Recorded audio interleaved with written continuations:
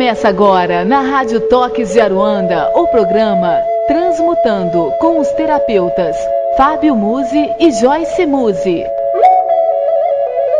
Saiba mais sobre cursos, terapias e atendimentos visitando o site www.transmutando.com.br.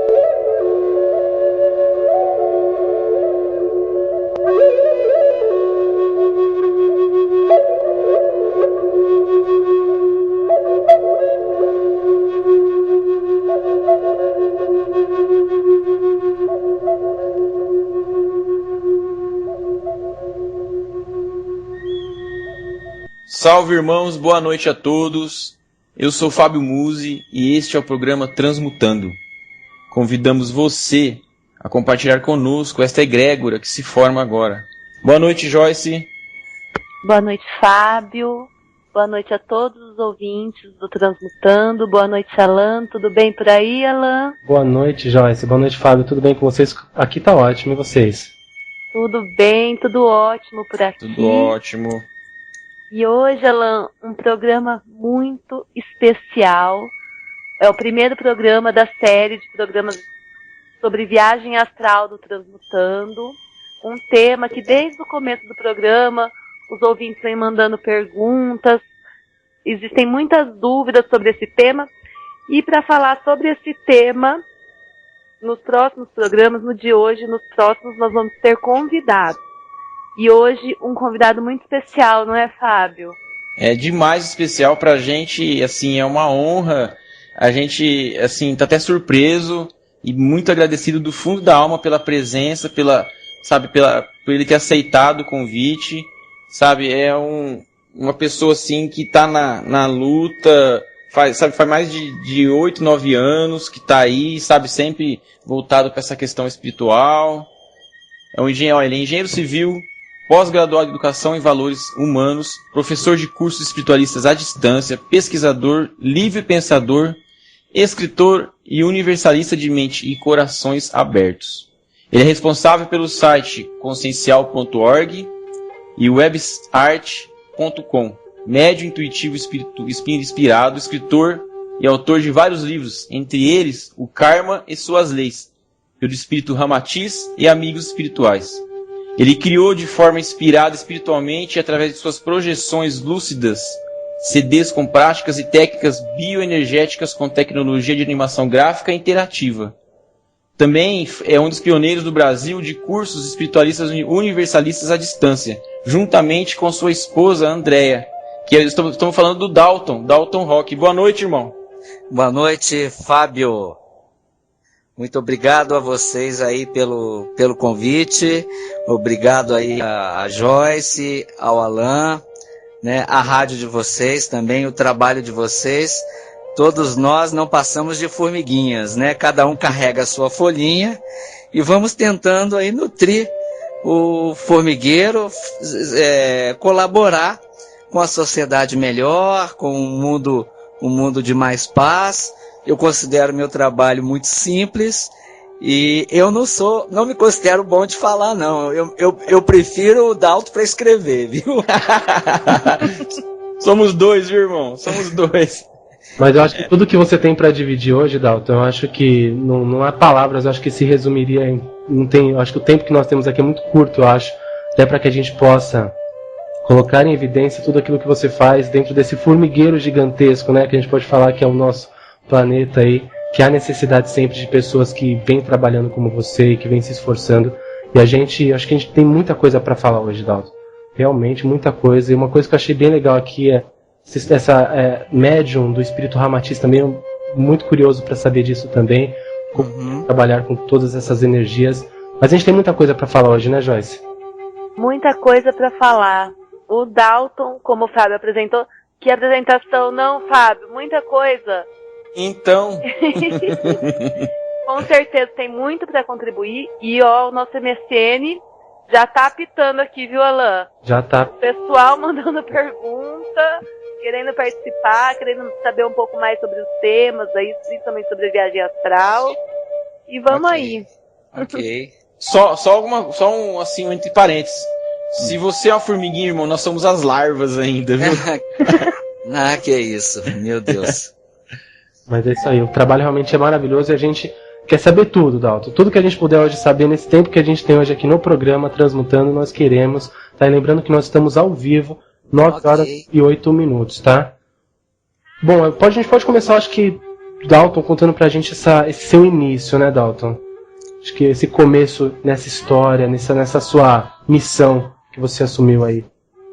O meu começo ele foi muito atribulado, né? Ele foi muito estranho, eu diria.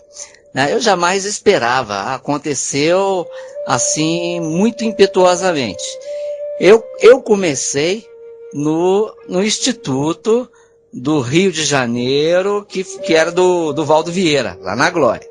Tá? Depois acabou que eu me mudei para Foz do Iguaçu, um certo movimento e coisa e tal. E eu morava em forma de comunidade, quer dizer, 2 casais, eu e a Andréia e outro casal. E a gente estava nessa linha aí do Valdo, da projeção, estudando, empolgados, muito assim, indo com coração, com ingenuidade, com inocência também. E o que aconteceu comigo? Eu comecei a escrever, porque nós compartilhávamos uma empresa de informática e nós tínhamos o trabalho e nós misturávamos aquilo com espiritualidade, com parapsiquismo e tinha tarefinha para fazer, você tinha que ser dedicado. Então todo mundo tinha que escrever um artigo, apresentar o trabalho na reunião do grupo e tal. E eu sempre tive facilidade para escrever, mas isso foi desde do primário, né? Eu comecei com as redações, eu realmente sempre fui fluente. Aí, de repente, quando eu comecei a escrever sobre espiritualidade, a coisa foi fluindo, e me pegava assim de ímpeto. Então eu me via escrevendo horas e horas sem parar.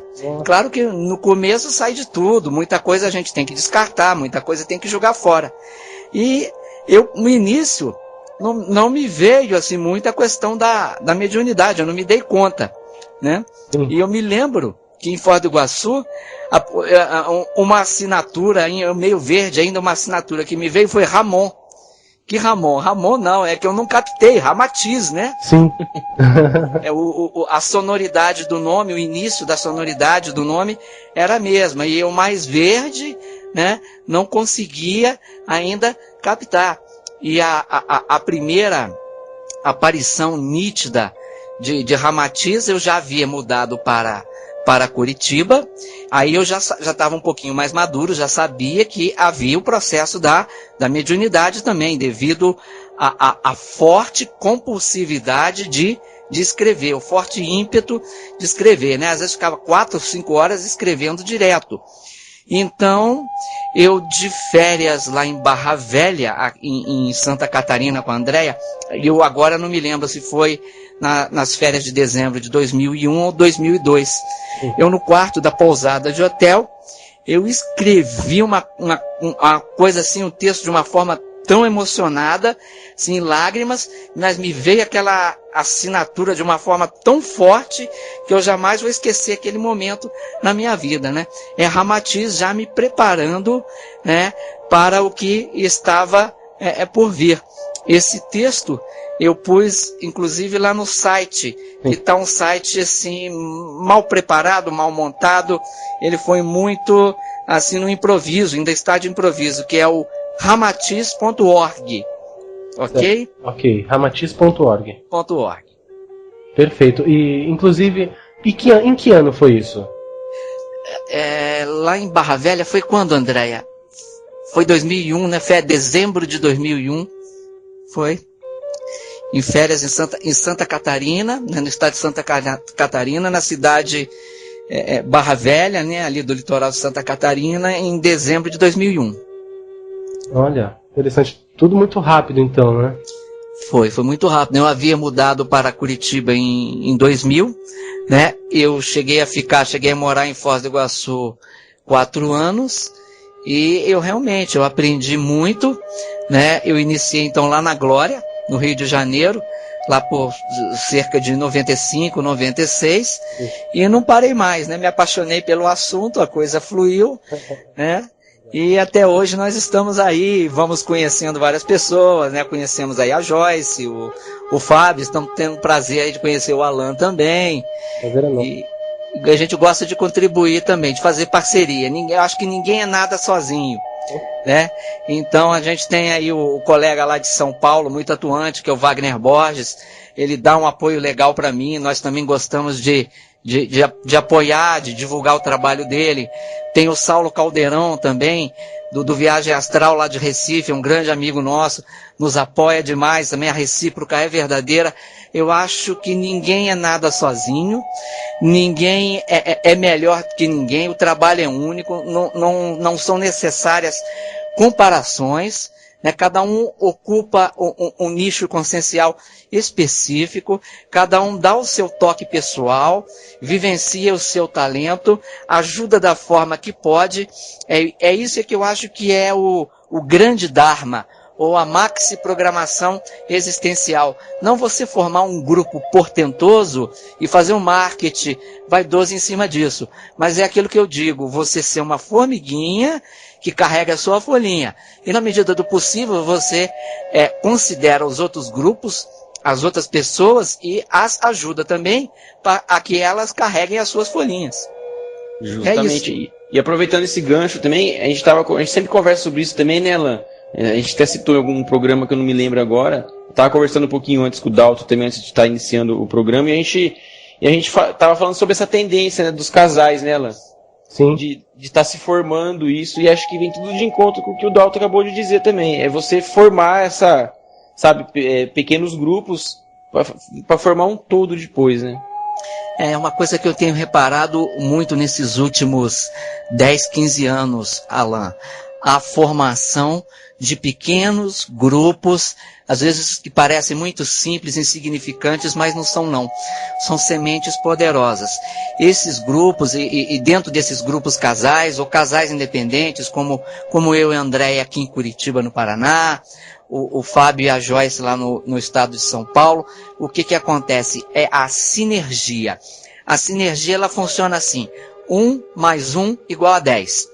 Tá? É uma equipe. Uma equipe, ela é sinérgica, ela é cúmplice, ela rende muito mais o trabalho, né? É uma equipe em alto nível. Um grupo já é um amontoado de pessoas que, embora não tenham os mesmos ideais, a mesma proposta, trabalham juntos, não tem um nível de sinergia. Quer dizer, um grupo, ele se nivela por baixo, né? Sim. Quando, uma multidão se nivela por baixo. Mas um grupo evolutivo, né, quer dizer, um grupo que tem um ideal comum, ele mesmo sendo evolutivo, ele não se nivela pelo alto, ele se nivela pela média baixa. Vamos ver se eu conseguir me fazer entender, né? Isso pode parecer que tem uma diferença sutil, e tem mesmo. Quando nós dizemos que uma multidão se nivela por baixo, ela se nivela pelo que há de pior, tá? Daquela média da multidão. Quando nós citamos um grupo evolutivo, é aquele grupo que tem um trabalho, um ideal, né? Ele pode ser de qualquer tamanho. Mas você pega a média consciencial, o nível consciencial médio desse grupo, ele vai ser puxado um pouco para baixo.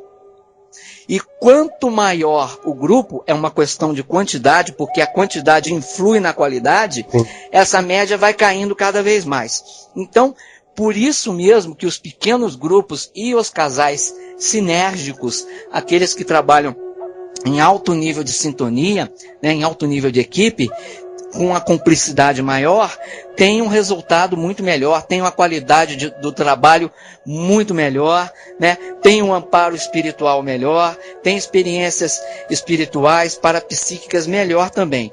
Isso quando trabalham com ética, com cosmoética, com boa intenção, aí o amparo chega e o trabalho rende. Então essa é a minha visão dessa questão aí dos grupos. Nossa, a gente tem esse exemplo aqui, eu e a Joyce, resumido, o nosso trabalho é isso aí. Essa questão, sabe, do amparo tá chegando e, nossa, você resumiu tudo, Dalton, é isso aí mesmo. Interessante mesmo, essa questão da sinergia e dessa maior facilidade mesmo de contato dessa questão de elevar mesmo o padrão, quando ambos estão no mesmo propósito, né, Dalton? Tem que estar bem afinado ali, né? Porque não basta ser casal. Casal existem muitos. A gente vê casal que tem por aí que estão numa competição, eles estão numa disputa, né? A gente pode ser uma disputa de sucesso profissional, pode ser uma disputa de domínio em algum setor dentro do lar, né? Até a simples disputa do controle remoto da televisão. Quando o casal é harmônico, ele é realmente harmônico. E eu tenho um nível de harmonia com a Andréia que eu considero uma coisa rara. Nós não somos perfeitos, nós temos problemas também, mas eu não tenho briga com a Andréia, não tenho essas coisas aqui. Quando a gente tem um atritozinho eventual, porque tem também, já na mesma hora a gente está pedindo desculpa, está dando um beijinho, né? É isso aí. Então, isso é nível de casal, mas a nível de grupo, a nível de amigos, isso acontece também, né? Às vezes é fácil um amigo seu, você se magoar com um amigo seu, a gente tem intimidade. Então, às vezes você leva uma brincadeira a mal, ou ele faz uma brincadeira mal colocada, porque nós todos cometemos gafes, e essas gafes, elas são muito maiores com as pessoas que nos são mais íntimas. Então, você sabe quais são os maiores inimigos? São aqueles que já foram os melhores amigos. Né? Que te conhece, né? Porque a mágoa fica tão grande, aí fica aquela coisa, você vai ver quem tem razão, e fica aquela aura de vingança, aquela coisa. Então, os grandes inimigos de hoje já foram amigos ou grandes amigos do passado, né? Então, a questão do relacionamento, do contato, da cumplicidade, entra no nível disso que a gente está falando aí, né? E você tem que ter um pouco de boa intenção, agora você tem que ter um pouco de dedicação, um pouco de disciplina também, porque os amparadores, eles precisam mais da gente do que a gente deles, tá? É uma coisa que eu bato muito nos meios religiosos, que eu já parei de frequentar, porque eu sou meio revolucionário nas ideias, o pessoal tem dificuldade nas novas ideias. Eu falei, deixa eu ficar quieto, porque eu não quero perder os meus amigos, né? Senão, eu falei, deixa eu ficar quieto aqui, eu trabalho no mundo virtual, trabalho pela internet, faço o que posso, me recolhi bastante nesses últimos anos, né? E estou só nas minhas listas, estou fazendo um trabalho mais recatado, mais ponderado, até mesmo porque o trabalho que a gente faz para fora, às vezes essas obras que enchem os olhos das pessoas, a assinatura de um mestre aqui, um médium bacana ali, isso eu acho muito secundário. O mais importante de qualquer trabalhador é o que ele faz com ele mesmo, tá? É a melhoria da ética interna, da virtude interna.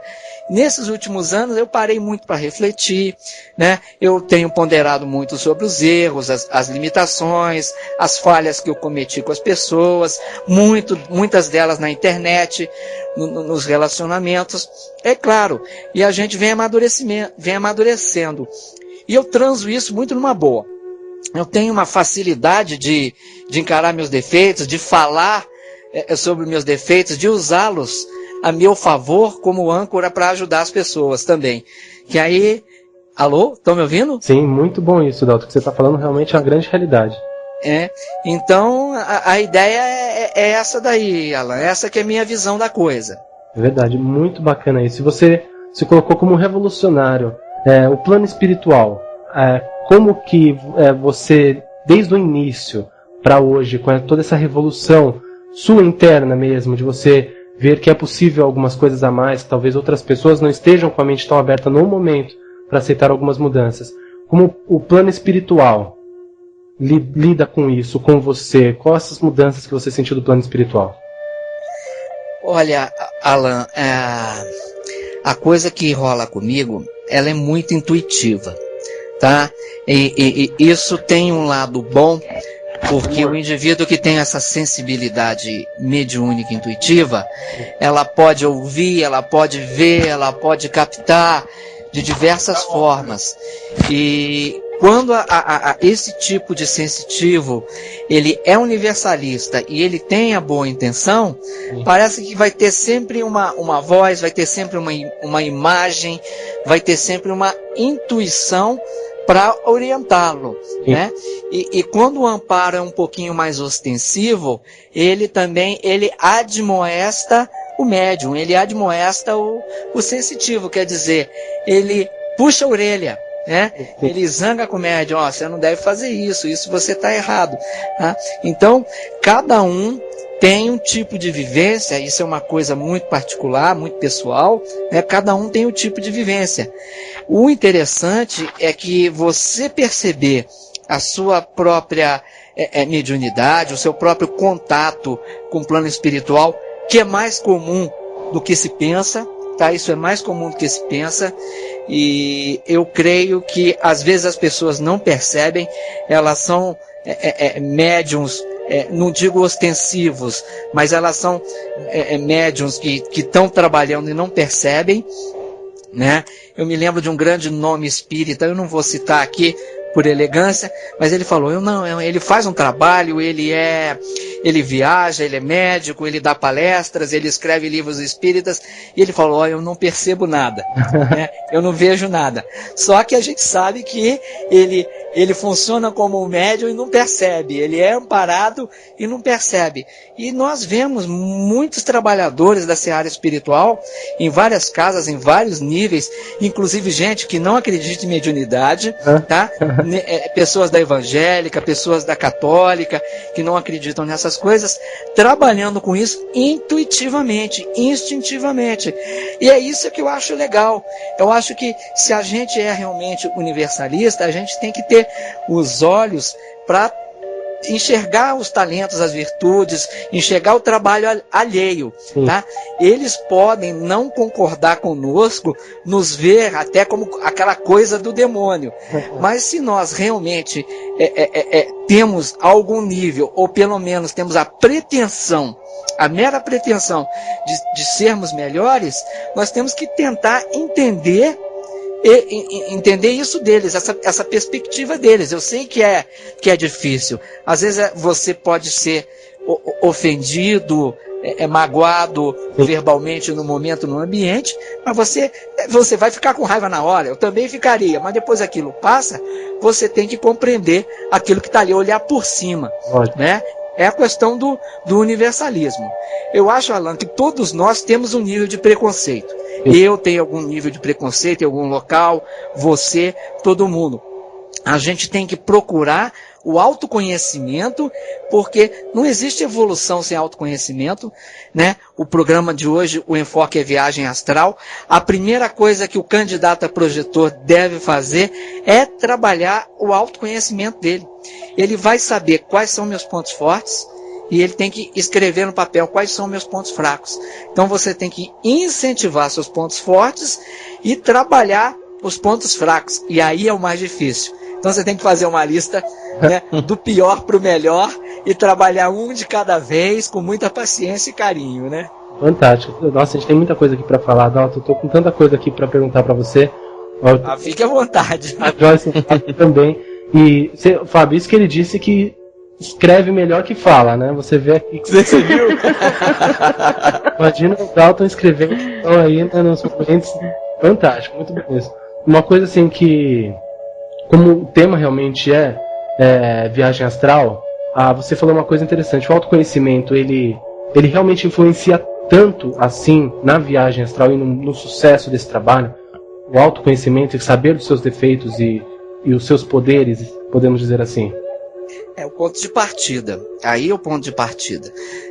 A gente sabe que há um mínimo de porcentagem da população mundial que se projeta realmente lúcido, consciente, que segundo o livro Projeciologia do professor Valdo Vieira, está em 1,2%. Tá? Eu não sei de onde ele tirou esse valor, né? Uma vez eu brinquei com o Wagner. Wagner, será que existe o Ibope extrafísico que fez uma pesquisa e ele foi lá bater na porta, né? Acontece que como a gente aqui, eu, Wagner, o Saulo e outros, trazem informações do plano extrafísico para cá, né? Sem ter uma origem específica, o Valdo também faz isso muito bem. Então, esse percentual, 1,2%, você vê que ele é muito pequeno. Tá? Então, o indivíduo, para se projetar e se projetar bem, ele no mínimo ele tem que ter uma bagagem de autoconhecimento bem razoável, e ele tem que ter um mínimo de universalismo também bem razoável, né? Nós que temos por base a reencarnação, né, como evolução da consciência humana, nós sabemos que ora nós estamos lá no plano espiritual ou extrafísico, né, no que os espíritas chamam, não acho isso muito correto de dizer, mas eu vou usar o termo deles, erraticidade, um ambiente de erraticidade, e depois nós estamos aqui encarnados no plano físico ou intrafísico. Então o que acontece? Determinadas pessoas que são realmente universalistas, têm uma lucidez extrafísica razoável, não estão amargando aquele sentimento de culpa fora do corpo pelo que fizeram, então elas podem estar aptas a fazer um curso no plano espiritual. Né? Um curso intermissivo, intermissão, intervidas. E para quando ela reencarnar, ela utilizar aquilo que ela aprendeu em primeira mão para dinamizar a própria evolução. E o que sempre entra nisso que está aí? Que é ajudar na evolução de outras pessoas. Isso só não pode se transformar numa bandeira de vaidade, né? Num estandarte de vaidade. Quer dizer, o indivíduo fala, eu tenho uma missão, eu tenho um dharma, né? Eu sou muito importante. Aí o cara já começa a se perder, por isso que está aí. Então, a consciência é essa, você é uma formiguinha, igual a qualquer outra. Você tem que carregar a sua folhinha, mas ajude os outros a carregar a folhinha deles. Mas voltando ao ponto, então, fora do corpo, o indivíduo vai fazer o curso intermissivo, um curso de bom nível. Quanto maior for o nível de universalismo e autoconhecimento dele, melhor vai ser o nível do curso. Inclusive, nos cursos intermissivos de alto nível, tem uma matéria que é autoconhecimento. Nossa. Tá? Então, não são turmas grandes no plano astral, são turmas pequenas. Os amparadores, eles conhecem a sua ficha kármica com uma profundidade incrível, e eles vão te dar dicas, eles não vão te dar nada na boca, não vão ser babá, você é responsável por você, tá? Eles vão te apresentar as planilhas das suas vidas passadas, eles podem te ajudar a identificar os seus pontos kármicos positivos e negativos, né? As suas fissuras conscienciais, para que você, com as dicas deles, desenvolva um plano, tá? Para você evoluir, porque a tua evolução, né, é responsabilidade sua. Se você está no plano intermissível de um curso de alto nível, é você que vai montar a sua planilha, é você que vai montar o seu projeto de vida, a sua reencarnação. Eles vão te ajudar, né? Eles vão designar, esses amparadores aqui são os que vão trabalhar com você, tem outros eventuais, e tá. Agora, é o seguinte, o que a gente vê? A gente vê espiritualista racista, a gente vê espiritualista que não gosta do fulano da religião X, da religião Y, a gente vê espiritualista que não gosta do Oriente, que diz que o Oriente é esdrúxulo, os costumes dele são esdrúxulos. Então, como é que o indivíduo desse vai ter uma projeção de alto nível? Não vai. Justamente. Né?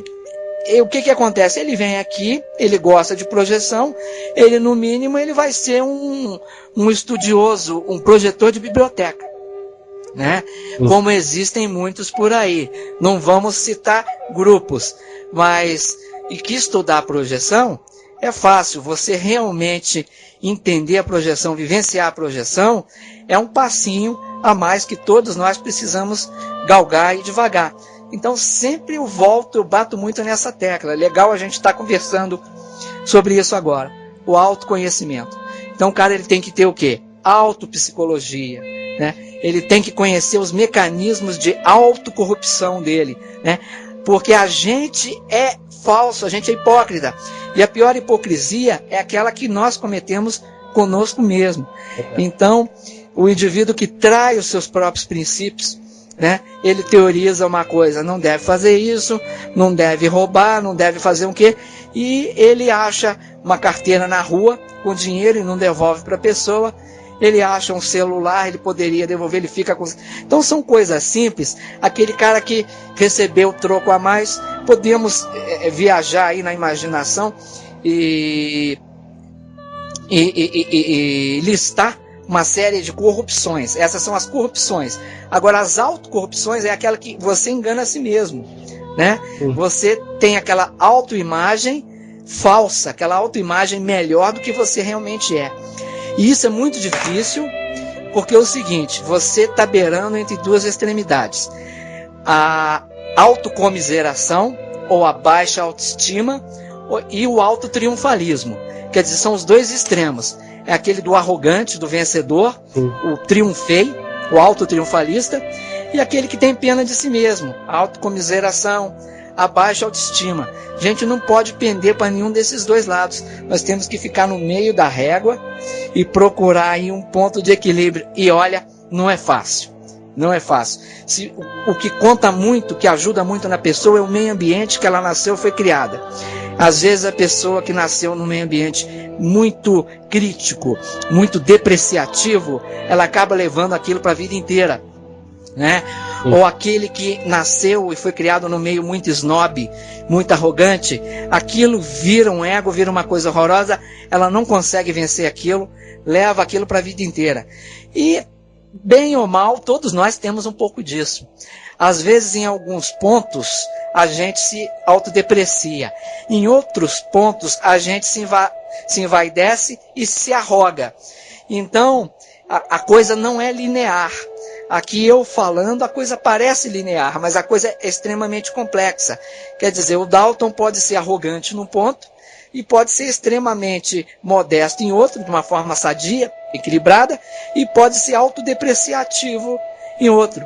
Quer dizer, cada um tem que se virar para trabalhar isso daí. Não é mole, não é fácil, não é brincadeira. Fantástico isso, hein, Fábio? É como a gente sempre fala aqui no programa, né, Alan? Precisa de muita disciplina, coragem para olhar para dentro de si, né, Dalton? De encarar a sua sombra, encarar esse exercício de autoconhecimento mesmo, né?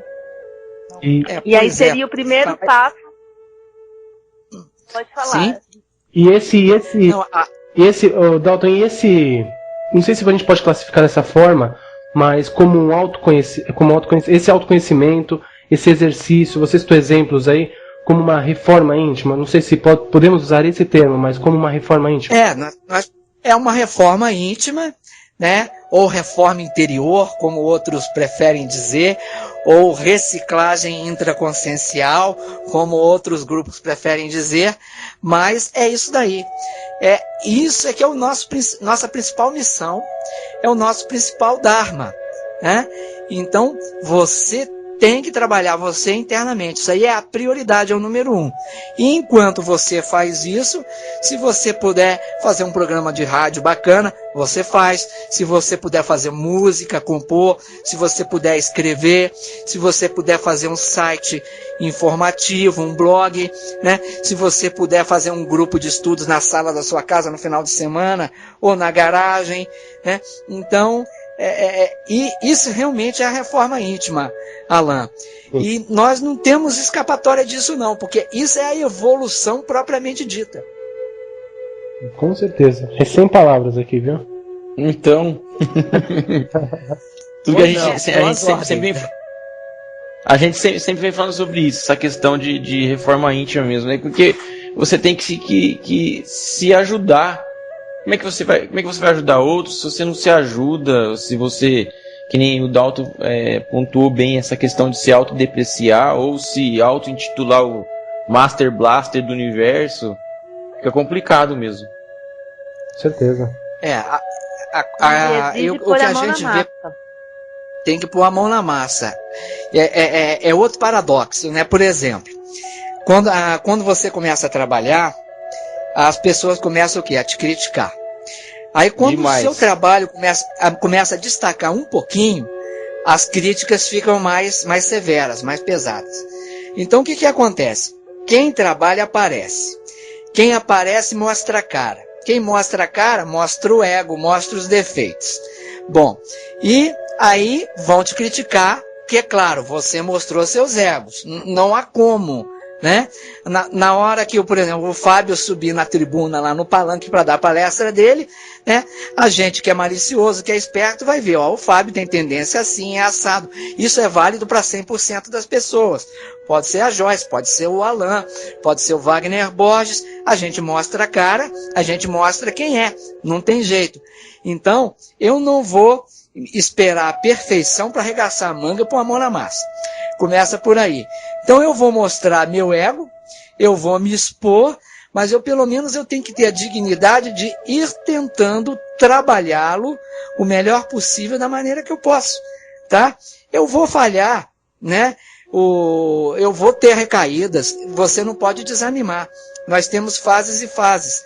Aí eu vou cair no ponto que a Joyce falou agora há pouco sobre a disciplina. Na hora que a gente fala sobre disciplina, a gente já pensa numa coisa severa, numa coisa dura, aí a gente lembra lá do serviço militar, né? E aquela coisa de acordar cedo, né? Não é bem assim. A disciplina, ela vai mais pela sua dedicação. Mesmo que não seja aquela coisa rigorosa de horário, quer dizer, você tem que se entender, de volta ao autoconhecimento. Né? Eu, por exemplo, eu estava querendo impor uma disciplina de caminhar todo dia, toda manhã. Eu não consegui manter o ritmo. Então eu conversei comigo, eu falei, não esquenta a cabeça. Você se perdoa, vai administrando isso que está aí da forma que dá. Mas você não pode parar. Você não fez um dia, não fez outro, tudo bem, mas no outro aí você tem que fazer. Então, essa disciplina, que eu estou dando um exemplo muito simples, que é o de caminhar, eu acho que quando a gente fala em evolução espiritual, evolução consciencial, reforma íntima, tudo é uma coisa só, me lembra dos diversos corpos que nós temos, o corpo físico, o corpo astral, o psicossoma, o corpo mental, o mental-soma, e o invólucro bioenergético, que é o holochakra, o energossoma, ou corpo vital. Então, o que acontece? Essa disciplina e essa evolução consiste em nós trabalharmos todos eles um pouquinho da maneira que a gente pode. A nossa sociedade, principalmente a sociedade ocidental, ela é voltada para quê? Ela é voltada para o intelecto, né? Então, a parte mental com enfoque materialista, ela é bem desenvolvida. Então, tudo bem. Nós que somos espiritualistas, vocês aí, os ouvintes do programa, então essa mesma intelectualidade que a gente usa no serviço, no trabalho, no dia a dia, a gente aplica nos estudos espiritualistas. Até aí é fácil, né? É uma disciplina fácil, porque é o meio que a gente já nasceu e foi criado. Bom, aí eu creio que nós temos que trabalhar um pouquinho também do corpo físico, porque você fazendo um exercício, além de ser saudável, você cuidar do equipamento que mantém a tua vida, que você encarnou, ele melhora as suas bioenergias. É isso mesmo. Exercício físico, exercício respiratório, melhora as bioenergias, dinamiza as bioenergias. Eu tenho um corpo bioenergético também, um invólucro bioenergético, eu tenho que trabalhá-lo. Isso também faz parte da minha reforma íntima. A reforma íntima não é só uma coisa moral, né? Ela é uma coisa de carregar esse peso, entre aspas. Então você vai ter que fazer um pouquinho de exercício físico, você vai ter que fazer exercício prática bioenergética. Aí você tem o psicossoma, o corpo astral ou emocional, o corpo das emoções. Então você tem as suas emoções que se manifestam nos níveis de consciência de cada chakra. Então você tem que ver Aí é que entra já mais os talentos e as virtudes. Como é que funciona a minha emoção? Eu sou emotivo, eu sou agressivo, eu sou equilibrado nisso, desequilibrado naquilo. Então você tem que trabalhar as suas emoções. Então tem muita gente aí reprimindo a emoção, porque acha que não ter a emoção o transforma num ser mais mental, mais intelectual.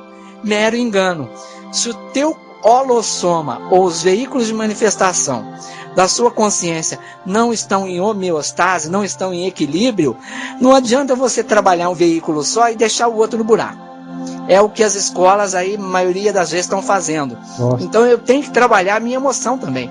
Então eu tenho que fazer canto, eu tenho que ir no teatro, eu tenho que fazer aula de dança. Ó, eu comecei ontem minha aula de dança com a Andréia, viu? Você não acredita que um poste como o tio Dalton tem condição de dançar depois de 50 anos sem dançar? Olha, é uma bica de uma reforma íntima. Você nem imagina. Olha, então é o que eu falo com a Andréia. Andréia, dançar para mim é um alto desafio, né? Eu mexer a cintura e tal, é um alto desafio. Então, eu estou trabalhando o veículo emocional. Então, algumas pessoas precisam disso, né? Outras não. Eu preciso, né? A parte intelectual, mental, é aquilo que eu já falei, é o mais fácil para nós ocidentais do século XXI, porque a gente já nasceu nesse meio, a escola, o mercado de trabalho, a gente é criado para o mercado de trabalho, que a perspectiva é intelectual. Então, quando a gente fala em evolução, quer dizer, evolução do corpo mental, do corpo emocional, do corpo físico e do invólucro bioenergético também desse conjunto, né? Se você é uma pessoa que é intelectualizada demais, o intelectual já é fácil demais para você, então você não precisa mais de trabalhar tanto isso. Você só usufrui, pelo menos nessa vida. Aí você trabalha os outros, que são os seus pontos mais fracos. O meu, todos são um ponto fraco. Eu tenho que trabalhar tudo. Então, eu tenho que administrar isso que está aí. Então, você vê que essa perspectiva que eu tenho, ela é um pouco mais complexa. Que você vai lá no grupo de Umbanda, por exemplo. A Umbanda, ela é linda, ela é maravilhosa, ela é sedutora, ela é gostosa, gira, as danças, os cânticos, as roupas. Mas o que eu falo com os meus colegas umbandistas? Que eu adoro os umbandistas, são meus melhores amigos aqui em Curitiba, né? Eu conheço aí o pessoal aqui da Umbanda, e eu os adoro, o Marco Boing, do Acema, o pessoal do tio Antônio, e muitos outros por aqui. Eu falo com eles assim, ó, pessoal do Umbanda, vocês têm que estudar, que é um ponto fraco dessa característica dessa religião. Verdade. Então, claro, aqui o pessoal pega quente mesmo, eles estão estudando e estão fazendo mesa de apometria. Fala, Fábio. Não, então, justamente, é isso mesmo, você entrou num ponto legal aí também. Essa questão do umbandista tá estudando e tá, sabe, ele tá podendo conhecer a religião dele, a religião que ele pratica, o porquê de tal ritual, o porquê de tal atitude do guia, o porquê de tudo isso. O umbandista, o lado prático dele, por exemplo, é a mediunidade, a incorporação. Esse é o ponto prático dele, né? Mas a deficiência, né? Falando de forma generalizada, há exceções, tá? Peca um pouquinho no ponto da parte intelectual, do estudo. Quer dizer, os terreiros de Umbanda têm que começar a montar suas bibliotecas e pôr os médiuns para estudar. Verdade. Tá? Eles vão estudar o que eles quiserem, ou a Umbanda, ou mesmo Kardec, tudo vai agregar valor, né? É isso aí, realmente, eu acho que não só falando do umbandista, mas eu acho que em tudo, eu acho que qualquer contato com a espiritualidade que você tenha com esse supostamente o invisível para alguns, né, de uma forma, podemos dizer dessa forma, invisível, né, eu acho que você tem que ter o conhecimento, eu acho que em diversos aspectos, em outros cultos, religiões e espiritualidade no geral. Eu acho que realmente o estudo ele é necessário para qualquer pessoa que se dedique à espiritualidade. Eu acho que conhecer algumas coisas da vida aí, do nosso dia a dia, isso para mim é obrigação, com certeza.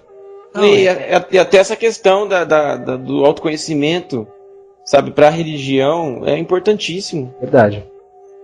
É como a gente que concorda com o Dalton, e o Alan sabe, e o pessoal que escuta a gente sabe também, a gente acredita que tá tudo interligado mesmo. Independente de religião X ou Y, prática X ou prática Y, enfim, tudo tá interligado. Dalton, diga, Joyce. Eu só queria voltar um pouquinho no assunto, que tem um ouvinte, o Fernando, ele tá falando assim, ó, é uma pergunta, tá? Mas a evolução dos corpos normalmente se dá pelos corpos mais sutis para depois puxarem os corpos físicos. Aí ele coloca entre parênteses, mental, físico e emocional. Afinal, a evolução dos corpos físicos é mais complicada? Não, a resposta eu considero relativamente simples. Então, nós estamos dentro de um corpo físico denso, né? Nós estamos com os pés na terra. Então, o nosso habitat principal é o quê? É o físico. Eu estou no plano físico. Eu posso ser o melhor projetor do mundo, que eu não vou ter um nível de lucidez depois que eu tiver desencarnado, porque mudou meu habitat, mudou minha perspectiva. Isso é só uma introdução. Então, eu acredito no equilíbrio das coisas. Então, você não vai evoluir de cima para baixo ou de baixo para cima. Você tem uma série de veículos, na verdade nós temos outros, né? E na verdade é uma perspectiva didática também, Joyce. Eu poderia falar, mas eu tenho medo de confundir as pessoas. Eu poderia dizer assim, ó, nós temos apenas 2 veículos, que é o corpo físico e o resto é o espiritual, tudo subdividido, que eu posso subdividir em 7.700 milhões. A evolução, ela é gradativa. Ela não se dá aos saltos, como pensa-se por aí. Então, na verdade, a gente deve trabalhar um pouquinho de todos, na medida do possível. O que acontece? Qual que eu tenho que trabalhar mais, ou qual que eu tenho que trabalhar primeiro? Aquele que está atrapalhando mais a minha evolução espiritual neste momento. Qual é? Não sei. Você tem que avaliar o seu contexto, tá? Porque olha só o paradoxo. O interessante é que a evolução é cheia de paradoxos. Imagina aquele cara intelectualizado, estudioso, né? A gente já acabou de falar que tem que estudar, tem mesmo, todo mundo. Aí aquele cara, estudar para ele é fácil, ele come livro, engole curso, tem uma excelente memória, né? Abstrai com facilidade, tá? E ele acaba caindo na vaidade por isso. Quer dizer, ele teve um dinamismo intelectual e ele teve um retrocesso, no caso aí não seria moral, seria virtuoso, né? Um retrocesso de virtude. Então você vê como é que é complexa a coisa. Quer dizer, até mesmo os talentos que eu tenho, se eles forem mal utilizados, eles podem até me atrapalhar. Então eu vejo muita gente mais simples, sem preparo, que está evoluindo muito mais rápido do que outras pessoas intelectualizadas, vaidosas e garbosas por aí. Então é duro de engolir isso, né? É duro de entender. Porque aí você vai ver um grupo aí que é vaidoso, que é intelectual, que é não sei o quê, que está se achando e está ficando para trás. Eles acham que estão andando de foguete e estão ficando para trás. Né? Acredite se quiser. Essa opinião é minha e você não precisa de acreditar em mim. Essa é a minha perspectiva. E Joyce, eu não sei se eu consegui responder a pergunta. Eu acho que conseguiu sim, e ele só completa aqui, se queixando um pouco de que faltam muitos recursos, entre parênteses, livros e também entendimento dessa questão da evolução, né? Aí eu vou discordar um pouquinho dele. Nós estamos numa época que nunca se teve tantos livros, digo impressos, e-books, livros eletrônicos, sites na internet, blogs, tá? Nós nunca tivemos rádios, né? Rádios, programas, nós nunca tivemos tanta informação. Agora, paradoxalmente, a dificuldade é outra. A dificuldade é você escolher e filtrar a informação. Então, você vai evoluir por afinidade. Então, tem aquele indivíduo que ele gosta do tipo, do estilo lá do Dr. Valdo Vieira. Então ele vai para aquela área, vai para aquele lado, ele vai para a literatura do Dr. Valdo Vieira. Tem outro indivíduo que é mais chegado, é mais afim ao Wagner Borges, ou ao Saulo Calderon, ou ao Dalton Rock. Então, você vai escolher por afinidade. Agora, existe muita coisa, né? Tem Robson Pinheiro, tem... Nossa, eu de cor eu nem me lembro, mas tem uma infinidade de livros para você escolher. Tá? É que a minha perspectiva da coisa é que ela é única, ela é específica. E é aquilo que eu digo, eu tenho muita coisa escrita, mas eu sou um psicógrafo das antigas. Eu, apesar de ser professor de informática, de eu labutar na informática, a minha psicografia é na caneta, né? Eu faço em papel sem pauta. Então, eu tenho que transformar isso em livro.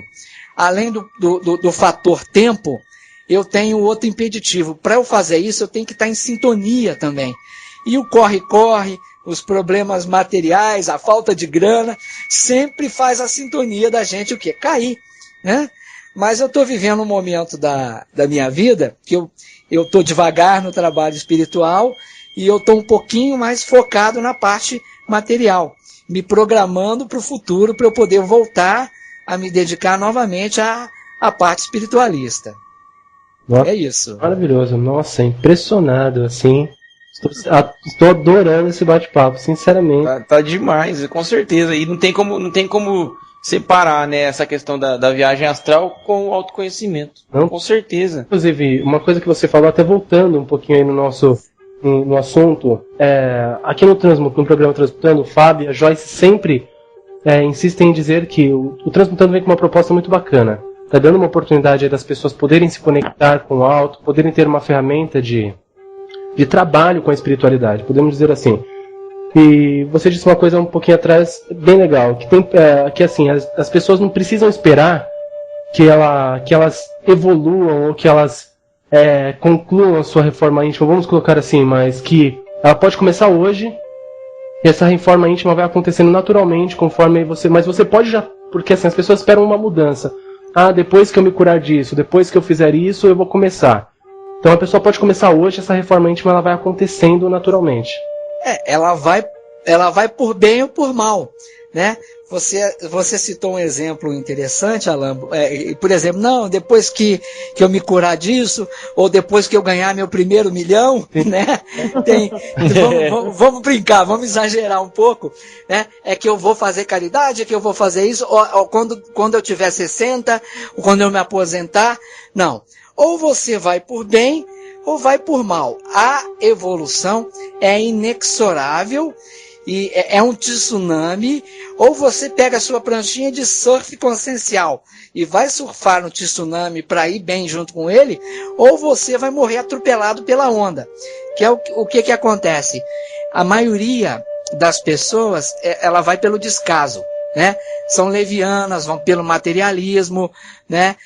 Não se importam. Então, por bem, por mal, elas vão pela doença, elas podem desencarnar mal, elas podem reencarnar pior. Então, há uma série de infinitas possibilidades. Então, a pessoa que eu acredito que seja mais inteligente, mais esperta, evolutivamente, agora a gente já se fala, né, depois do QI, o quociente intelectual, o QE, o quociente emocional, né, o quociente evolutivo, né, que é a inteligência espiritual. O indivíduo que tem esse quociente mais desenvolvido, ele não vai deixar a onda atropelar. Ele vai querer estudar, participar do grupo, fazer a reforma íntima, melhorar o autoconhecimento, talvez estudar um pouquinho de projeção, se ele for afim a essa matéria, para não cair nesses problemas, viu, Alan? Às vezes a doença que ele caiu, ele nem precisava de ter caído, foi aquela doença kármica, que uma determinada válvula, que era programada para ela disparar a doença, se o indivíduo não fizesse tal coisa na vida dele. Às vezes o indivíduo encarnou com a programação de perdoar, determinado ente que a magoou, a feriu muito na vida passada. Aí ele não perdoa, aí aquela válvula energética solta uma doença que estava embutida nele. É só um exemplo, né? Essa válvula são a famosa tela búdica ou teletérica, porque tela búdica não é um nome aconselhável, não. Espero um dia escrever sobre isso. Mas foi um gancho que eu peguei aí de um exemplo bacana que o Alan deu. Muito. É isso. Nossa, fantástico. Isso que a gente nem entrou ainda na parte técnica da viagem, né? Deixa eu só então aproveitar. Eu tô com um blog de viagem astral. Ele é relativamente novo, sim, tá? E eu posso passar o link do blog, Alan? Por favor, passa todos os sites. Eu sei que você tem bastante coisa pra gente aí. Então ele funciona com o www ou sem, tanto faz, tá? É viagem.consciencial.org. Então você cai direto no meu blog. Eu atualizo ele toda semana, tem umas coisinhas novas lá, interessantes. E a minha nova proposta é trabalhar no blog. Tá?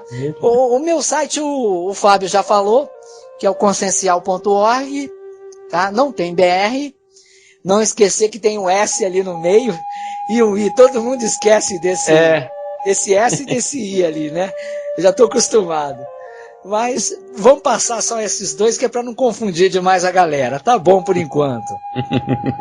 Muito bom. Deixa eu só dar só mandar um abraço pro pessoal que esteve aí com a gente, que são ouvintes fiéis do Transmutando, fico esperando a semana toda. Eu tá mandando um beijo para eles, um abraço para Eliane, pra Tati, esposa do Diogo, um beijo, viu, Tati? Parabéns pela formatura. Pra Ritinha, Júlio, pessoal lá da Sol e Lua. E, Dalton, o Fernando que mandou a pergunta, ele tá agradecendo, era isso mesmo que ele tava esperando. E pediu pra falar pra você que ele estuda com Oreste Cafarelli e Marcos Almeida. Parabéns.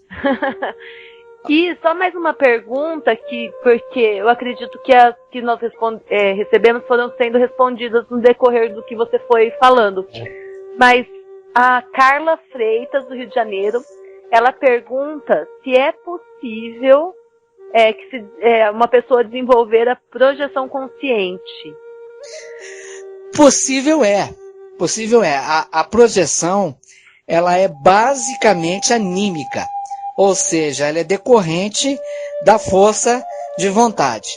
Então, com o que nós vamos nos deparar atualmente aqui na vida? Nós vamos encontrar aquelas pessoas que escorregam para fora do corpo, né? Você já deve ter encontrado gente assim. A pessoa senta na poltrona, dá uma cochiladinha, já está fora do corpo, já viu não sei o quê. Uhum. Esses, né, que tem essa facilidade, que nos impressiona tanto, é porque já desenvolveram essa habilidade em várias vidas, ok? Sim. Então, você trabalhar a projeção é a mesma coisa que aquele cara que quer ficar forte está indo para a academia.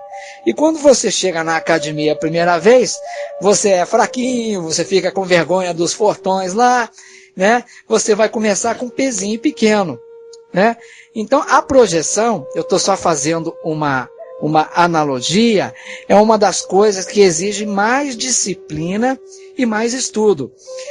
A coisa mais fácil que tem para dinamizar a sua projeção são as práticas bioenergéticas, as práticas com os chakras. Você tem que estudar bem os chakras, aquele autoconhecimento que eu falei, na hora que você começar a estudar os chakras a fundo, você vai descobrir que eles não são apenas chakras, eles são centros de consciência. E você vai ver, se você for astuto, que as suas virtudes e os seus traços fardos, eles estão entranhados ali nos chakras. Tá? Aí você ainda começa a desabrochar o autoconhecimento ainda mais. Tá? Aí a coisa desanda, né? Aí o que acontece? A pessoa, ela faz um curso, ela se motiva, ela acha que vai terminar o curso dali 1 mês, 2, vai se projetar. Também não é tão simples assim. Se você está indo à academia pela primeira vez, na primeira vida, não é depois de 2 ou 3 meses que você vai ficar forte, né? Na projeção não adianta você tomar anabolizante, né? Você tem que praticar com muita calma, muita paciência e ser firme, né? Talvez você não consiga se projetar daquela forma dinâmica, panorâmica, como a gente conhece por aí, né? Que aqueles escritores famosos que escreveram esses clássicos da projeção, que eles escorregam para fora do corpo e eles têm as experiências que eu chamo de panorâmicas mesmo, né? Pra gente isso é mais difícil, né? Então você tem que primeiro considerar isso que está aí, ter paciência com você, não alimentar falsas expectativas, porque senão você cai no fogo de palha, né? Vai queimar muito no início, vai queimar rápido, vai sumir, você vai desanimar, depois vai encostar, né? Eu não aconselho esse caminho, eu aconselho devagar, firme e sempre. Viu, Dalton, só uma curiosidade minha, por exemplo. Comigo aconteceu assim, eu tinha uns 13 anos de idade, mais ou menos, e de repente eu vi o meu corpo lá embaixo. E eu achei tão gostosa a sensação assim, voei pelo meu quarto, pensei em subir até o telhado, subi até o telhado. Enfim, eu estou resumindo por causa de questão de tempo, mas foi uma experiência muito gratificante para mim. E eu lembro que eu fiquei, quando eu voltei pro corpo, eu me vi encaixando e acordei. Foi assim, a primeira experiência que eu tive. E eu fiquei com uma sensação assim maravilhosa de uma paz interior assim, uns 15 dias. Tudo para mim, o mundo era um arco-íris. E eu não tinha experiência de nada, e isso aí aconteceu assim, de repente. Você já não é a primeira vida que você já vem trabalhando com isso, né, Fábio? Nós aqui dessa empreitada, nós já somos macacos velhos de outras eras. A gente está mais recordando aquilo que a gente já sabe, né, do que aprendendo coisas novas, apesar de que estamos também, né? Agora, a experiência da projeção, como a que você teve, ela é extremamente marcante. Ela é marcante ao ponto de que a pessoa, o vivente, não tem a menor dúvida que ela foi uma experiência real, muito longe de quaisquer teorias médicos, científicas, que inventam para justificar que a projeção não existe ou não é possível. Ainda mais agora com o avanço das neurociências, né, vão sair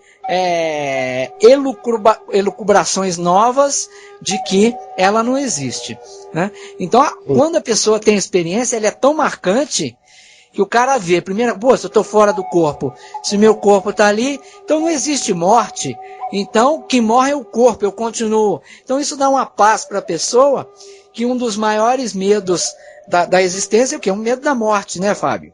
Justamente, e assim, eu tive a sorte, o privilégio, enfim, de nascer numa família, um berço espírita, então assim, pra mim não foi, eu não tive esse medo, né, na realidade. Eu achei que tinha morrido, sim, na hora, assim, mas depois foi me dando uma paz, uma tranquilidade tão grande que eu falei, acho que eu vou lá no telhado, e fui, sabe, eu percebi que era um comando mental mesmo, enfim, e na época não era muito divulgado, eu já tinha ouvido falar, enfim, mas não é tão divulgado que nem é hoje, por exemplo, né? E eu lembro que eu li um livro do Lobsang Rampa ainda, que falava sobre isso. Tá me vindo uma ideia aqui, tô me lembrando de uma coisa aqui interessante, um pouco dentro do assunto e um pouco fora também. Olha, eu vou falar um pouquinho de apometria. Quem quer trabalhar com apometria, quem quer estudar, quem quer conhecer a apometria, tem que estudar a projeção, né? Eu vejo o pessoal, porque quem é que mais trabalha, quem é que é mais dedicado à apometria? São os terapeutas, em segundo lugar, e em primeiro o pessoal espírita. Agora que os umbandistas estão enveredando por essa área também, ainda bem. Mas o que eu vi é que tem muitos médiuns espíritas muito bons, médiuns ostensivos, que eles fazem uma confusão danada. Eu assisti algumas mesas de apometria, fiz uma pesquisa, né? E tem médiuns ostensivos que eles né? Eles estão ali na mesa, estão falando, estão indo na casa do paciente que está sendo tratado, e ele fala que saiu do corpo. Na verdade, ele não saiu do corpo. Se ele está falando, ele está em ondas cerebrais, no mínimo alfa, tá? Por exemplo, nós temos as ondas beta, que é as ondas de vigília e atenção, que são as quais que eu estou vivenciando nesse momento. Estou conversando com vocês, estou atento, estou ouvindo, estou falando, né? Quando você entra em relaxamento, você diminui as ondas cerebrais para alfa, tá? Nesse estado de relaxamento é como a gente está ali em volta da mesa do centro, tá? No mínimo em alfa. Então é muito difícil o cara sair mesmo do corpo em alfa. Em beta é raro. Não é impossível, mas é raro. Então, esses médiuns ostensivos, na verdade, o que eles estavam projetando? Eles estavam projetando as parapercepções deles.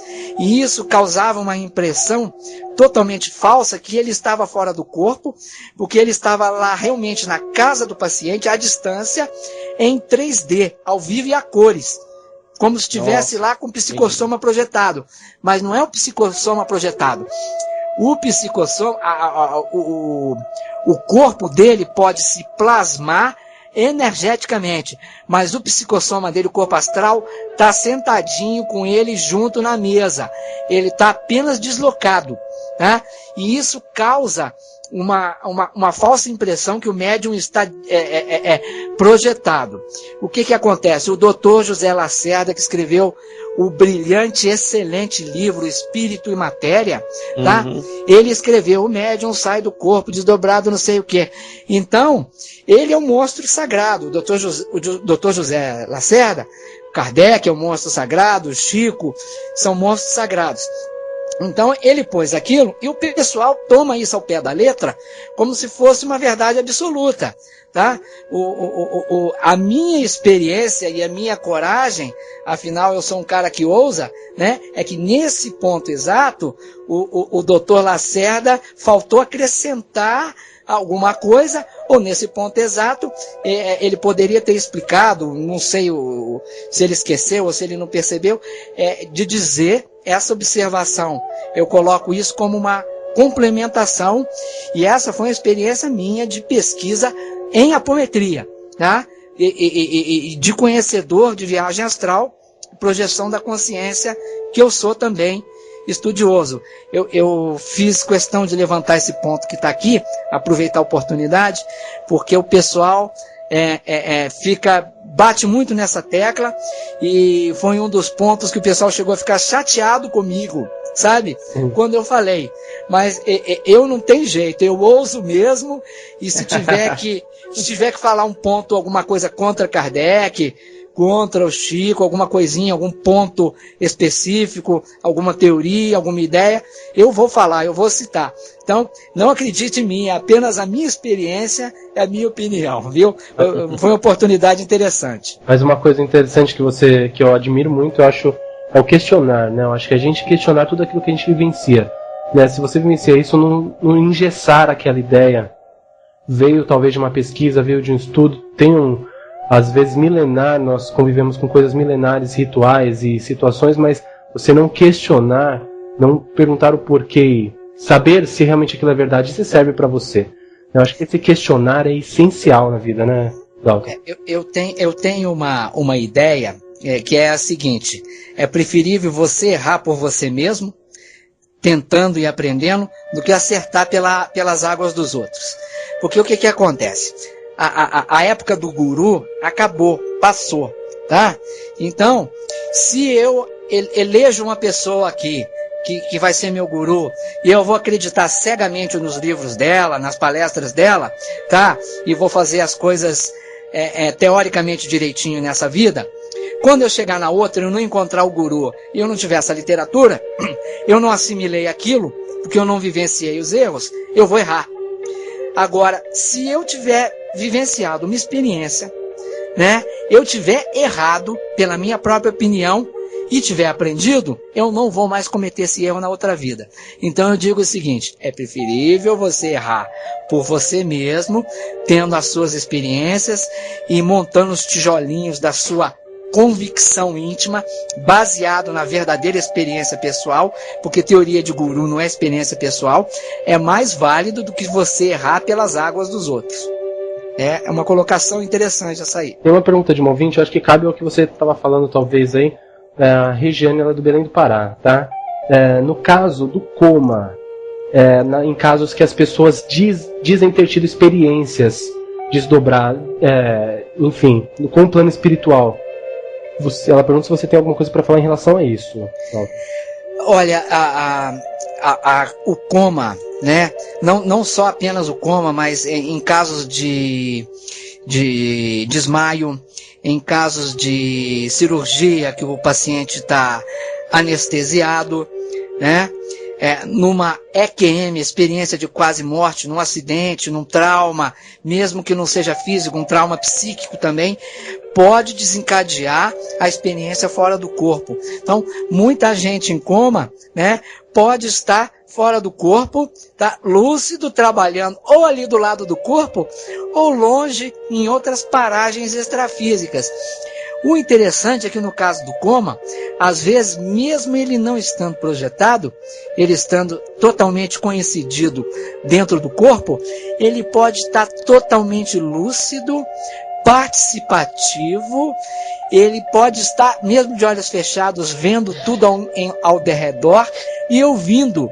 Então, você já viu aquele parente em coma na UTI, que você não gosta muito, você vai fazer a visita, aí os chegados dele saem, você fala uma coisa ruim dele, depois ele volta, ele ouviu tudo, né? Muito interessante. Mas é possível sim, tá? Em todas essas situações e muitas outras, a pessoa ter experiências fora do corpo. Nossa. Eu novamente repito, estou sem palavras. O Dalton deu um show hoje aqui com a gente. Não, a gente teve uma aula, né? Na realidade, né? E tem muita coisa ainda para explorar, muita coisa ainda para o Dalton falar pra gente. Eu não sei se tá todo mundo aí pra gente fazer meio que dar uma estendida. Eu acho que o Dalton tem muita coisa ainda pra falar pra gente, não tem, Fábio? Ah, bastante, né? A gente não entrou nem na parte técnica ainda, né? Na verdade, como que é a parte técnica da viagem astral? A gente tá ainda no início de tudo, podemos dizer. Né? Eu acho que tem bastante coisa aí pra gente falar, Dalton. Você pode falar pra gente dessa parte técnica, como funciona tecnicamente a viagem astral? Vamos pegar uma parte simples, uma parte básica. A gente já falou sobre chakras, né? Falou sobre o autoconhecimento. Na hora que você começa a ver os chakras, entender os chakras, não apenas como pontos energéticos, mas como centros de consciência, você passa a dar um terceiro passo a mais em prol de entender todo esse mecanismo, né? E a gente sabe que o modo de ser, de viver e de sentir, ele vai criar o teu nível de consciência e ele vai estar ali sendo manifestado nesses chakras. Então, o que pega mais os projetores? Nós temos 7 chakras grandes, 7 chakras principais, mas os que pegam os projetores são os 3 chakras de baixo. O chakra básico, que é o do períneo, né? Está apontado para baixo, no meio das pernas. O chakra sexual, que está em cima dos órgãos genitais, ali praticamente, tá? E o chakra umbilical, que está 2 dedos acima do umbigo, e não abaixo do umbigo, conforme estão várias literaturas erradas por aí, e muitas delas clássicas, né? Então, quando qualquer um desses 3 chakras, e geralmente os 3 estão congestionados, não adianta, o cara não sai do corpo, ele fica agarradinho ali, né? E não vai ter uma experiência. Então veja bem, aí você tem que começar a entender a característica de cada um e descobrir por que tu está agarrado no corpo depois de tanto estudar, de tanto fazer as práticas e não conseguir. Aí entra o autoconhecimento. Aí você vai analisar. Bom, o chakra básico, quais são as características dele? é terra, é materialismo, é a ancoragem, né? É o que te dá autoconfiança. Se você for inseguro, o seu chakra básico está hipoenergizado, está sem energia. Se você é muito materialista, ele pode estar hiperenergizado, né? Então, um chakra que tem energia demais ou que tem energia de menos, ele pode estar bloqueado, né? Então, você veja bem como é que é complicado. Por você praticamente tem que mudar o seu jeito de ser, de pensar, de sentir, de viver, para você evoluir, encontrar um ponto de equilíbrio, tá? E, inclusive, conseguir sair do corpo e sair bem, né? Então, isso é uma decepção para todos nós, né? Com certeza, né? Eu estou decepcionado aqui. Eu fiquei super feliz com a minha volta, o meu voo no meu quarto. Não, essa experiência é sensacional, Fábio, né? E a gente ter, assim, pensar na experiência, recordar a experiência, se concentrar firmemente numa experiência nítida que teve, pode ajudar a desencadear novas experiências, porque você atrai aquela energia e aquilo pode se repetir. Claro, você pode usar as muletinhas para sair do corpo. Pode, não tem problema nenhum. Tem escola que tem tanto preconceito que tem até preconceito contra a muleta, né? É verdade. Tem escola que só admite muletas grandes, enormes, mas não admite as pequenas, né? A gente tem de tudo, mas eu não tenho preconceito. Muleta é tudo aquilo que você já usou e não precisa mais de usar, porque você já superou aquilo, então é muleta. É a questão das rodinhas na bicicleta, por exemplo, né? Isso, Fábio. Melhor exemplo. A gente tem que pôr a rodinha para começar a aprender a andar. Mas se você aprende a andar, não retira a rodinha, aí ela é uma muleta. Mas se eu estou usando ela para aprender a andar, aí ela não é muleta, ela é uma alavanca, um impulsionador. E o que acontece? O ser humano, ele é muito suscetível à parte psíquica, à parte psicológica. Se eu segurar uma pedra britada que eu encontrei na rua, né, levar para o quarto, levar para a cama, e eu acreditar que eu vou segurar aquela pedra, eu vou sair do corpo, vai haver uma influência psíquica direta, objetiva. Essa influência vai atuar nas minhas bioenergias e aquilo ali pode ser um anexo a mais que vai contribuir para a minha saída do corpo, né? Então, que fique claro que quando você tem uma visão científica do comportamento, do mecanismo humano, aquilo pode não parecer uma coisa mística. Para os ignorantes, aquilo pode parecer místico, né? E geralmente quem chama os outros de místico é porque não entendeu o ponto de vista deles, né? Não estudou, né? Não quis compreender. A gente tem que ter a grandeza de entender o momento evolutivo de cada um, tá? Se o meu irmão quiser ficar com a muleta dele, né? E ele não me pedir opinião, eu considero que às vezes o melhor esclarecimento que você faz para um terceiro é ficar quieto. Porque você não ofende, você não magoa, ele não te perguntou nada, então ao invés de você ser rude, é melhor você calar a boca, ficar quieto, enfia seu rabinho entre as pernas, põe seu violão na sacola e vai embora. Porque você não foi convidado, né? Aí se você é convidado a palestrar, se você é convidado a falar na rádio, né? Falar suas bobagens na rádio, tudo bem, aí pode, aí você pode falar, né? Mas aí se você não foi convidado, meu filho, fica quieto que é melhor.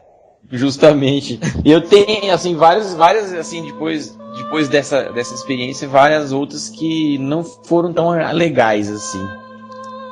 Que não convém falar agora, mas não foram tão legais desse jeito, como foi a primeira. É sintonia, né, Fábio? A gente pode ter uma projeção assim nos níveis mais densos, né, com consciências extrafísicas negativas. É muito comum também, até porque é mais fácil a gente estar numa sintonia baixa, uma sintonia negativa, do que positivo. Porque a televisão é assim, o rádio é assim, né? O ambiente de trabalho é assim, às vezes a sua família é assim, e você fica cercado. E a gente não consegue viver, como você falou, no arco-íris, na fazenda, né? Então você acaba se envolvendo. O importante é nós criarmos os nossos momentos íntimos, lutarmos para isso, né? Porque realmente é uma luta. E aí cai naquela coisa que a Joyce falou, na disciplina. A disciplina entra aí, que é de fazer orações, de fazer práticas bioenergéticas, de você fazer uma leitura legal para elevar a sua sintonia, de você ter companhias legais para conversar, né, para trocar e-mails, sites legais para visitar. Sim. Tudo isso pode ajudar você a subir a sua sintonia. Porque, por exemplo, isso me lembrou uma outra coisinha. A gente citou aqui a EQM, né, Experiência de Quase Morte. Tem um documentário que eu recomendo, muito legal, que é sobre o Raymond Moody, Vida Após a Vida. É muito bonito esse documentário, ele tem 50 minutos, eu recomendo para todo mundo que quer conhecer, quer estudar, quer explorar a projeção, né? A maioria dessas EQM são boas, e elas mudam a vida do sujeito que as vivenciou. Mas tem uma pequena porcentagem, 20% delas, são experiências negativas. Então tem gente que tem a EQM umbralina, EQM negativa, né, que sofre experiências terríveis e depois volta para contar. Não sei se vocês né, já tinham ouvido falar disso. Já ouvi falar. Já ouvi falar assim também. É muito comum, é mais fácil, pelo dia a dia hoje que a gente encontra as pessoas, vamos falar dos brasileiros, que a gente encontra os brasileiros hoje nessa correria do dia a dia, é muito mais fácil uma conexão natural, inconsciente com podemos dizer, uma energia negativa, o plano inverso, do que uma energia mais positiva. É mais comum isso, de uma forma bem grosseira dizendo assim. Não, isso é generalizado, né, Alan? Infelizmente, a mídia aqui da Ibope é a da violência, sim, né, e da vulgaridade. E primeiro até da violência. É isso que você falou. Então a gente está cercado. Existe coisa boa? Existe. A mesma mídia, o mesmo canal de televisão, ele tem coisas boas, ele tem coisas ruins. Depende da sintonia com que você se liga, né? Eu, por exemplo, eu gostava de almoçar vendo o jornal de meio-dia aqui de Curitiba. Nossa, começou a entrar tanta violência que eu não aguento mais, né? Aí eu ponho um documentário, eu ponho um filmezinho, um seriado, que é para pelo menos relaxar na hora que eu tô comendo. Foi até legal você ter comentado isso, viu, Dalton, que assim, chegou pra gente, enfim, pra gente começar a evitar um pouco esse tipo de assistir esse tipo de matéria, se desconectar disso mesmo. Não, você quer ver uma coisa, Fábio? Aí vem o tsunami do Japão. Aí você, não estou falando para ninguém ficar alienado ou desinformado. Aí acontece uma tragédia desse nível. A gente fica sensibilizado, são nossos irmãos, né? A gente se imagina, poderia ter sido eu, né? Então você fica sensibilizado, mas você não pode deixar cair a sua vibração e aí a mídia passa aquilo 72 horas seguidas. Todos os canais, todos os jornais. O que você faz? Você vê uma vez, né? Você se informa, depois você desliga, né? Você não entra naquela onda, né? Tem gente que adora comprar aqueles jornais especializados em crime. Você torce o jornal, sai sangue. Justamente. Então, o que você faz? Evita aquele tipo de jornal, compra um jornal comum, né? E você fica informado, fica consciente, mas não pode deixar a sua vibração cair. Vai cair um dia, vai cair uma hora, o Dalton cai aqui, cai, tá? Porque em condições razoáveis, a gente já deixa a sintonia cair, agora em condições extremas, ela vai lá para baixo. Justamente. Quando a sintonia cai, aí as entidades extrafísicas doentes vão encontrar sintonia na tua aura e vão sugar esse tipo de energia de você. Aí a tua emoção vai aumentar, aí vai te dar vontade de chorar, aí você vai sentir aquela piedade, e naquele momento ali, você está sendo vampirizado. Nossa. Com certeza. Com certeza. E a gente aqui em casa, a gente evita ao máximo, enfim, é difícil a gente assistir televisão, você quer saber? Porque... Ver televisão não tá fácil hoje em dia não, viu? Não tá. É verdade. Não tá fácil não. Eu não gosto de televisão. Eu vejo muito pouco mesmo. Tem que ter um estômago bom, né? Tem que ter um estômago bom. Pra assistir TV, né? Ultimamente, mas é isso aí. Não, tem uma pergunta de um ouvinte aqui. Pois não. Se a gente encerre qualquer coisa, porque a gente... muitas das perguntas que foram enviando, você foi respondendo naturalmente. Te agradeço a todas as pessoas que participaram, que mandaram as suas dúvidas aqui. É que o Dalton consegue falar tudo né, com clareza, com objetividade. Eu acho que esclareceu muitos aqui. O Jonas está perguntando o seguinte: uma opinião sua sobre os médiums que manipulam energias, que mexem com energias. Eu não sei se poderíamos dizer magias, mas energias. Fábio, nós todos, conscientes ou inconscientemente, manipulamos energia todo dia, toda hora, né? Então você imagina um gerente num setor de uma empresa que está tentando fazer a equipe produzir, está estabelecendo meta, ele está jogando um banho de energia na equipe para obter os resultados dele. Você imagina um vendedor que bate na porta da sua casa, que está tentando te vender a enciclopédia. Você imagina um professor que está dando aula para você. O professor, ele está dando um banho de energia em toda a turma. Você imagina o dentista tratando a sua boca. Você imagina o cirurgião abrindo um tórax, né? E ele está sendo aspirado ali de energia. Meu amigo, médico, dentista, psicólogo, cirurgiões, assistentes sociais, inconscientemente estão exímios manipuladores de energia. Os cirurgiões, então, têm os chakras, os palmochakras extremamente abertos, aquilo ali vaza turbina de energia. Então, tá explicada a Joyce, então. A questão, a questão é você fazer isso com consciência. Você, quando trabalha aquilo, conhecendo os chakras, conhecendo o mantra, conhecendo as geoenergias, as energias imanentes, a energia consciencial, né? Juntando tudo, aí você começa a ter mais resultados, né? Por exemplo, o pessoal, aqueles médiuns velhos de guerra que estão há 20, 30 anos ali dando passe, aquilo ali é usina de energia, meu amigo. Eles dão passe mesmo e botam para quebrar. Então, a magia, ela existe, a magia é real, a magia é o quê? É manipulação de energia, né? Só que essa magia que a gente ouviu falar aqui no século XXI, a gente mal conhece, a gente não entende nada. A magia multimilenar, e principalmente a magia que vem em velhos guetos do Antigo Oriente, é coisa cabeluda, é coisa que a gente não sabe, não pode e nem deve saber, né? Aqui é a magia branca, é a magia pro bem, né? É você saber trabalhar suas energias para você primeiro ajudar a si mesmo, se proteger, proteger a sua casa, melhorar seu ambiente de trabalho, para você aprender a soltar o teu duplo etérico, o corpo vital, não importa, né? Eu chamei de energossoma agora há pouco. Então, para você fazer ele ficar mais soltinho, mais fluido, para você ter mais possibilidade de sair do corpo mais lúcido, mais consciente, então você tem que trabalhar a energia. Evidentemente, a pessoa que manipula energia, ela pode fazer aquilo, usar aquilo para o bem ou para o mal.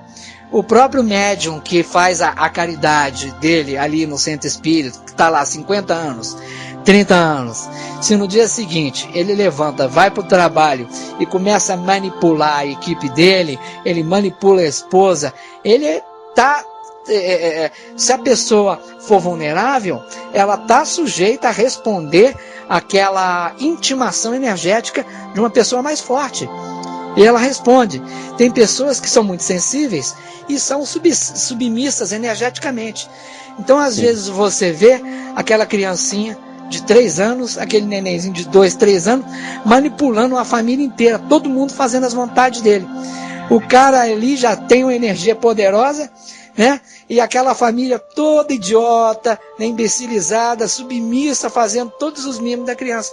É manipulação energética. Sim. Então na hora que as pessoas acordarem para isso, elas vão ver a vida, o trabalho, relacionamento, projeção, espiritualidade, mediunidade com outros olhos, né?